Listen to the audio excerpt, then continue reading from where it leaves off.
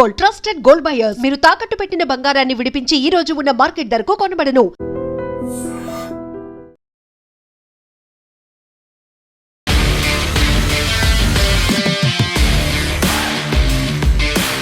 నమస్తే, నేను Kavitha. Welcome to I dream. మనతో పాటుగా ఉన్నారు మన తెలంగాణ ఎడిటర్ దేవులపల్లి అమర్ గారు. అమర్ గారు నమస్కారం అండి.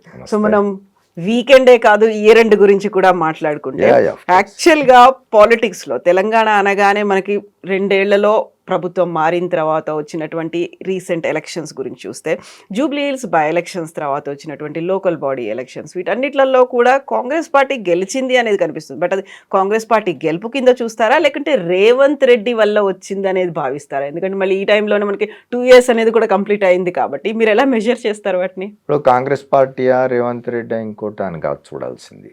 ఎప్పుడైనా ఒకటి గుర్తుపెట్టుకోవాల్సింది ఏంటంటే, లోకల్ బాడీస్ ఎప్పుడు కూడా గవర్నమెంట్ అనుకూలంగానే వస్తాయి ఫలితాలు చాలా వరకు.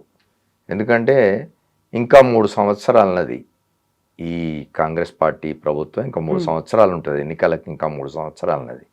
3 సంవత్సరాల పాటు ప్రతిపక్షంలో ఉండి సాధించగలిగేది ఏమి ఉండదు, కష్టం అవుతుంది. కాబట్టి సహజంగానే ఒకటేమో ఇవి రాజకీయ పార్టీలతో సంబంధం లేని ఎన్నికలు, అంటే రాజకీయ పార్టీల పేరు మీద పోటీ చేసేవి కాదు, ఆ గుర్తుతో జరగట్లేదు. లెక్కలు చెప్తాం మనం తర్వాత, కానీ ఆ గుర్తు మీద పోటీ చేయరు. ఇప్పుడు కాంగ్రెస్ పార్టీ గుర్తు చేతి గుర్తు, అదే బీఆర్ఎస్ పార్టీ గుర్తు కారు, వాటి ప్రాతిపదికన జరగవు ఎన్నికలు, ఇండిపెండెంట్గా జరుగుతాయి. ఏం జరిగినా కూడా గెలిచిన వాళ్ళు ఎప్పుడు కూడా మెజారిటీ అధికారంలో ఉన్న పార్టీతోటే ఉంటారు. ఎందుకంటే వాళ్ళ గ్రామ పంచాయతీల్లో పనులు కావాలి, పొలిటికల్ అడ్వాంటేజ్ కానీ లేదా ఎకనామికల్గా గ్రామానికి జరగాల్సిన మంచి కానీ, వీటన్నిటికి సంబంధించి అధికార పక్షం వైపే ఎక్కువగా ఉంటారు. రెండవది, ఇప్పుడే తెలంగాణలో వాతావరణం కానీ, ఆంధ్రప్రదేశ్లో వాతావరణం కానీ, మొత్తంగా దేశం మీద వాతావరణం చూసినా కూడా పొలిటికల్గా మనం ఒక లైన్ అనేది చాలా బలంగా గీసుకొని ఉన్నాయి పొలిటికల్ పార్టీలన్నీ కూడా. గతంలో ఇట్లా ఉండేది కాదు. పొలిటికల్ ఏమంటారు, ద్వేషం అనేది ఉండేది కాదు పాలిటిక్స్లో. ఎంతసేపు మనం గెలవాలే అనే ఒక స్పోర్టివ్ స్పిరిట్ ఎక్కువ ఉండేది. ఈ వెంజెంట్ఫుల్ పాలిటిక్స్ అనేవి ఉండేవి కాదు. ఇప్పుడు అది మారిపోయి మీరు కేంద్రంలో చూసినా, రాష్ట్రాల్లో చూసినా, అట్టడుగు స్థాయికి పోయినా కూడా రాజకీయంగా ఒక బలమైన లైన్ గీసుకొని శత్రువుల్లాగా బిహేవ్ చేస్తున్నాయి రాజకీయ పార్టీలు. ఆ కారణంగా ఇవాళ గ్రామ పంచాయతీ ఎన్నికలు రాజకీయాలతో సంబంధం లేకుండా జరిగినా, రాజకీయ పార్టీల ప్రమేయం లేకుండా జరిగినా కూడా ఎవరికి వాళ్ళు క్లెయిమ్ చేసుకోవడానికి ఉంటుంది. రెండవది, అధికారంలో ఉన్న పార్టీ తప్పనిసరిగా దానికి ఉండే అడ్వాంటేజెస్ దానికి ఉంటుంది. ప్రతిపక్షంలో ఉన్న వాళ్ళకంటే అధికారంలో ఉన్న వాళ్ళకు ఉండే అడ్వాంటేజెస్ ఎక్కువ ఉంటాయి. మీరు మామూలుగా కూడా చూడండి, నాట్ ఓన్లీ గ్రామ పంచాయతీ ఎలక్షన్స్, లోకల్ బాడీస్ ఎలక్షన్స్ అనే కాకుండా ఒక పార్టీ అధికారంలో ఉన్న సమయంలో వచ్చే ఉప ఎన్నికలు దాదాపుగా అధికార పక్షానికి అనుకూలమైన ఫలితాలే వస్తూ ఉంటాయి. వ్యతిరేక ఫలితాలు వచ్చేది చాలా రేర్. మరీ ఆ ప్రభుత్వం పట్ల వ్యతిరేకత బాగా పెరిగిపోయి, లేదా ఇంకా జనరల్ ఎలక్షన్స్ ఒక దగ్గరలో ఉన్నవిగా ఇంకో 6 మాసాలే 3 మాసాలే లేకపోతే సంవత్సరం 6 మాసాల్లో ఇప్పుడు జరగవు అనుకోండి ఉప ఎన్నికలు. జనరల్ ఎలక్షన్స్ 6 మాసాల్లో ఉన్నాయంటే ఉప ఎన్నికలను 6 మాసాలు చేయరు, కలిపి అయిపోతుంది అప్పటికి.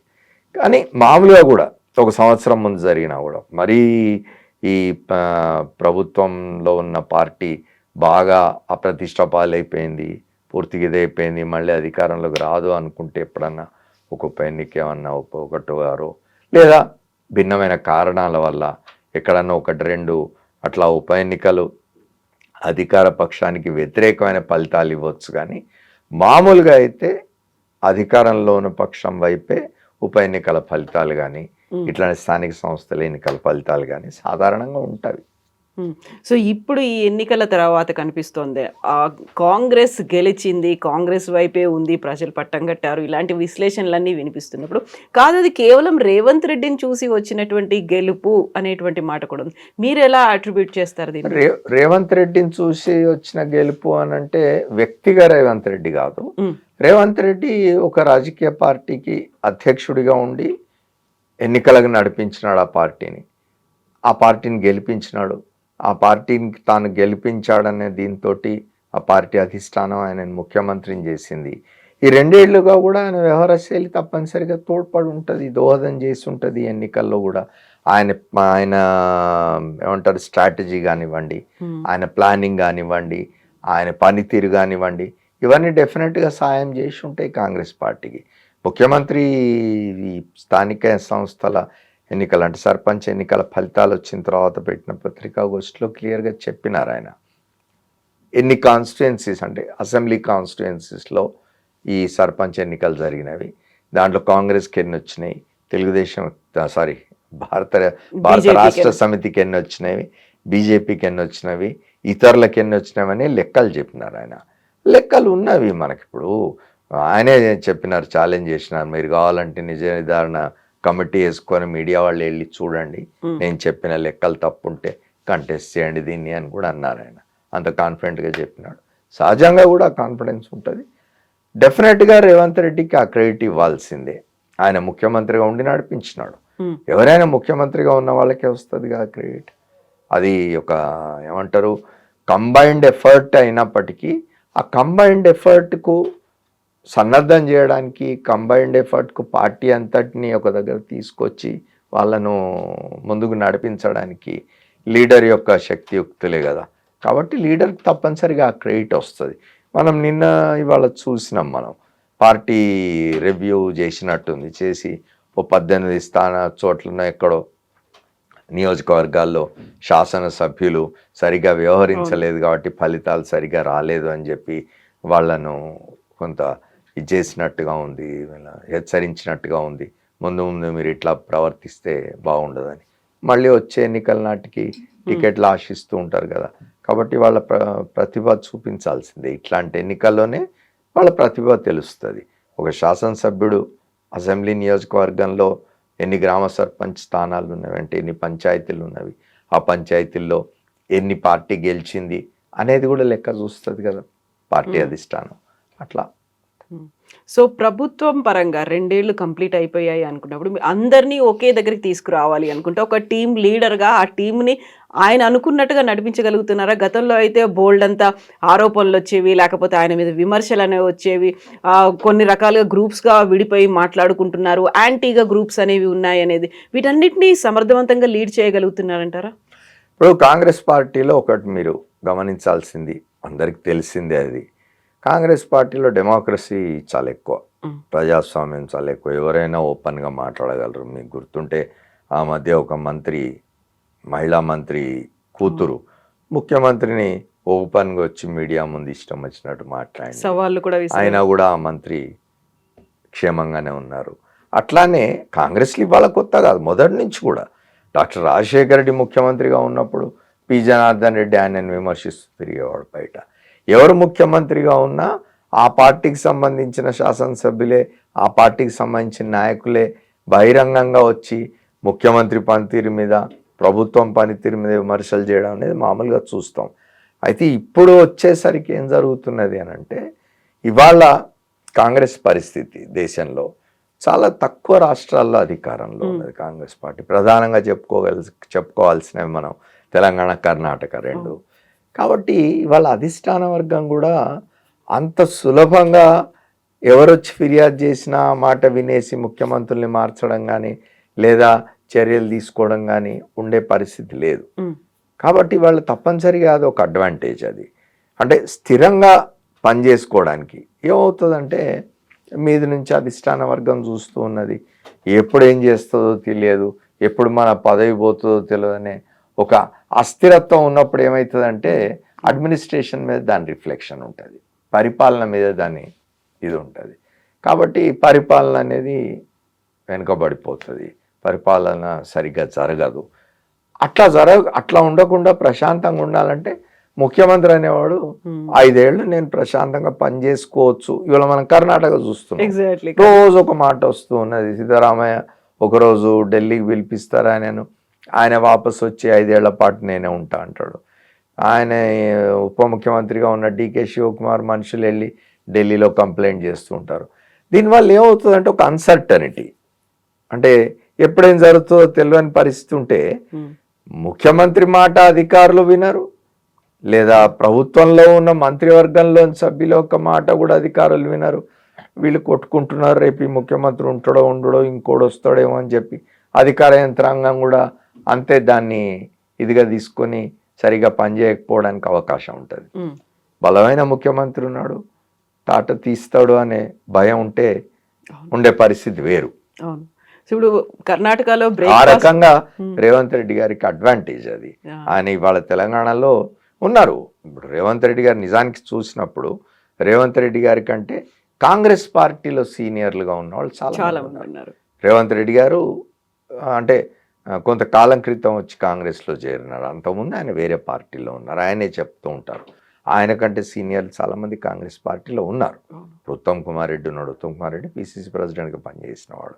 ఇతరులు కూడా ఉన్నారు, కోమటిరెడ్డి లాంటి వాళ్ళు, ఇంకోళ్ళు చాలామంది ఉన్నా ఇవాళ అడ్వాంటేజెస్ పొజిషన్లో రేవంత్ రెడ్డి గారు ఉండడానికి కారణం ఏంటంటే ఆయన పార్టీని లీడ్ చేసినాడు ఎన్నికల్లో. ఇప్పుడు 2018లో ఉత్తమ్ కుమార్ రెడ్డి గారు లీడ్ చేసినారు పార్టీని, పార్టీ అధికారంలోకి రాలేదు. వచ్చింటే అప్పుడే ఆయన ముఖ్యమంత్రి అయి ఉండేవాడు, ఆయన రాలేదు.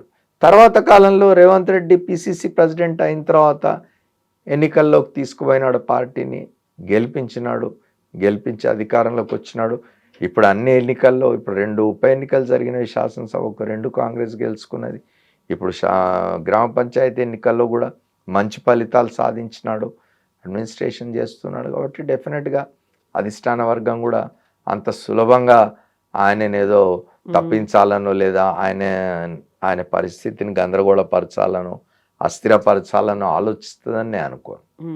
కర్ణాటకలో బ్రేక్ఫాస్ట్ రాజకీయాలు కూడా అయిపోయాయి, బ్రేక్ఫాస్ట్ మీటింగ్లు అయిపోయాయి.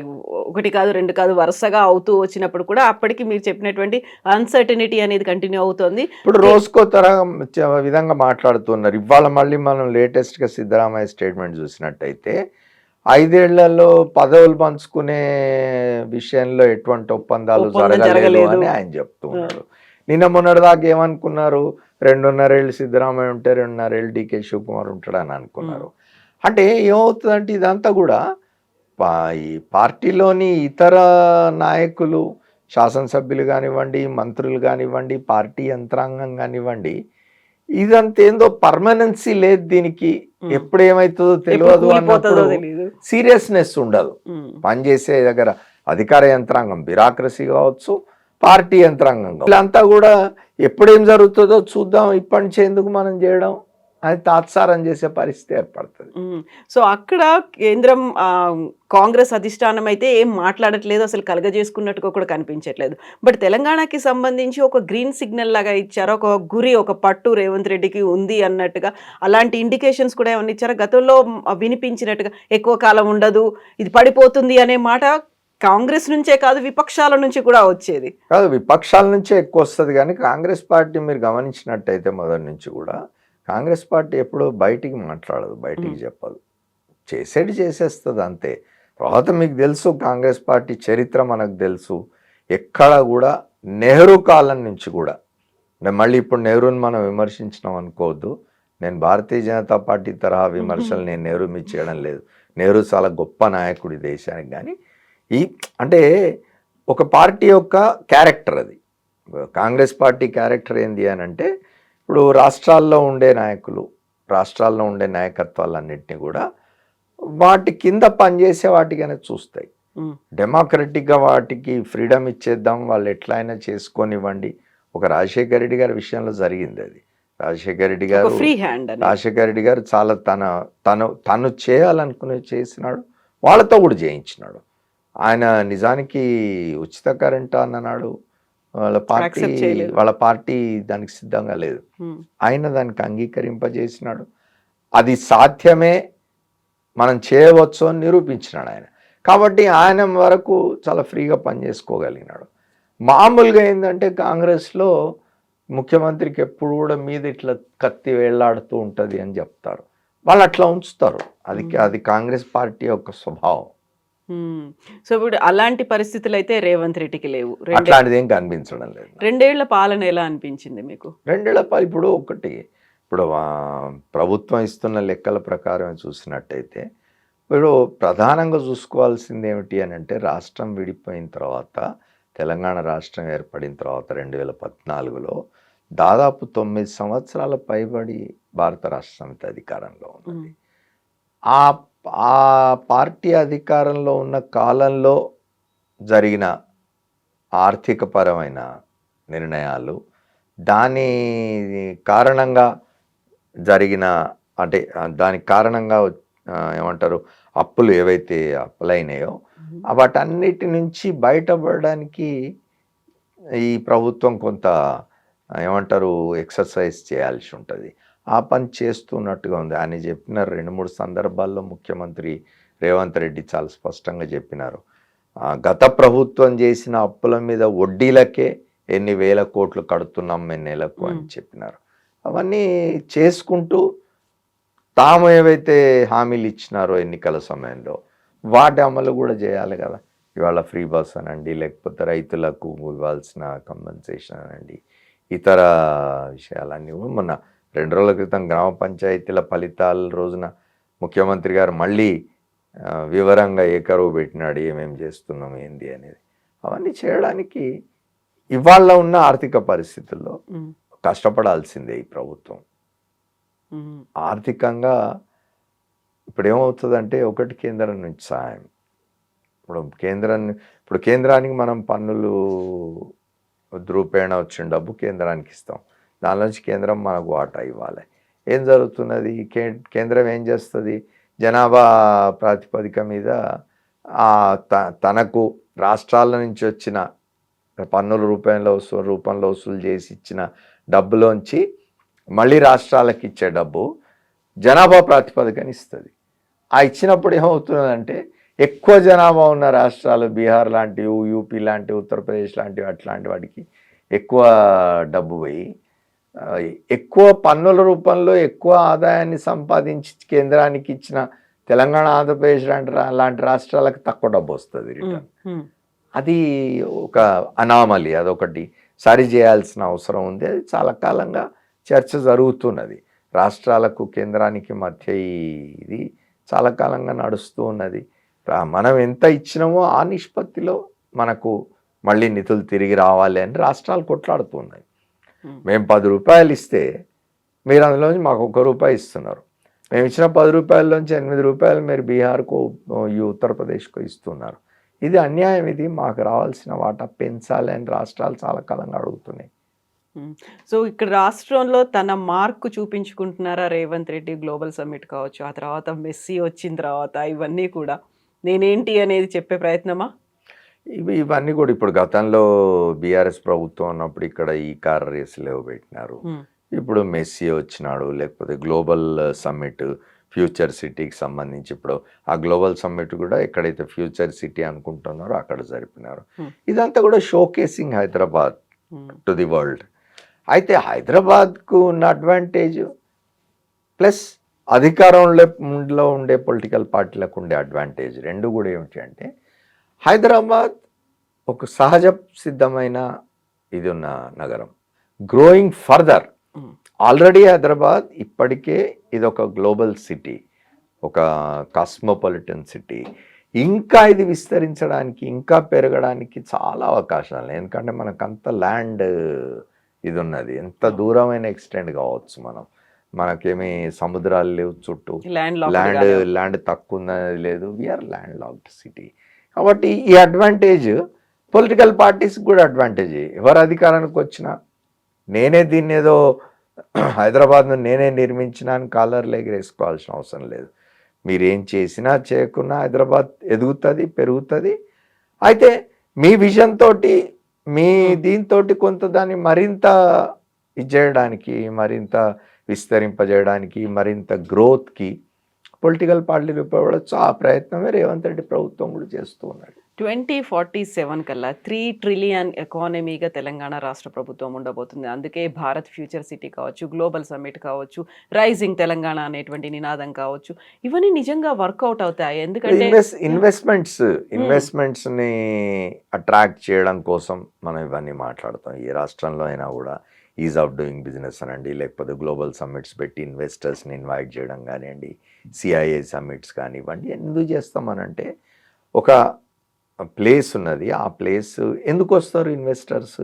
నీకు అన్ని రకాలుగా అడ్వాంటేజ్ ఉంటేనే ఇన్వెస్టర్ వస్తాడు, లేని చోటికి పోరు ఇన్వెస్టర్స్ ఇవాళ. అంటే వాతావరణ రీత్యా కావచ్చు, మీకు వనరుల రీత్యా కావచ్చు, జియోగ్రాఫికల్గా కావచ్చు, ఏం చూసినా కూడా మీకు Hyderabad is the best place to. అందుకే కదా ఇప్పుడు ఇవాళ మీరు చూడండి హైదరాబాద్లో ఇప్పటికీ ఇంకా ఇతర రాష్ట్రాల నుంచి వచ్చి హైదరాబాద్లో స్థిరపడుతూ ఉన్నారు.